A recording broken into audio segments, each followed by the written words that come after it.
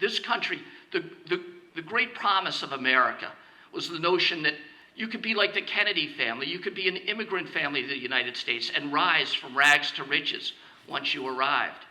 It was a land where anybody could make it, where there's unlimited opportunity. Now, not every group at every time had the ability to participate in the American dream, but every group always wanted to, always aspired to be a part of that American dream, to be a part of something that they thought made this country different than any other country in the world. The British don't have a dream, the French don't have a dream, the Italians don't have a dream, but we have the American dream. And it is the thing that makes our country great. We need to keep that promise, and we haven't kept it. Today, you look at when they do the census, they've been collecting that data on all of us since the 20s and 30s, more intensely since after the war. They map entire families, clans, whole peoples. They follow them as they migrate around the country. They understand what's happening to each of us economically because of how we've reported. They know that today in the United States, if you're born poor, you probably stay poor. If you're born rich, you'll probably stay rich. If you're born in the middle, like most African Americans, if you're in the middle class, you have a much higher chance of dying poor than dying rich. That is not the promise of this country, and we need to restore that promise.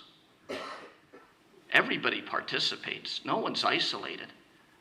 And we need to fix that. We need to restore the American dream, and we can do that. The truth is we can do it. All the steps that have needed to be taken have been done somewhere else. We need to make sure that moms and children have access to nutrition and health care, the very things that the Trump administration is trying to deny us, the very things that the Rauner administration won't stand up for. In this city, 20% of the kids born in the high poverty neighborhoods are born at less than 5.5 pounds. Now, I have a brother who's premature, and he was a little baby, and things turned out well. He hits as hard as the next guy in football. He's a full participant in life, but he's the exception to the rule. If you have a little baby like that, they're gonna have a hard time. Because we don't take care of kids for 9 months, Cook County Hospital is gonna take care of them for 90 years. That's insane.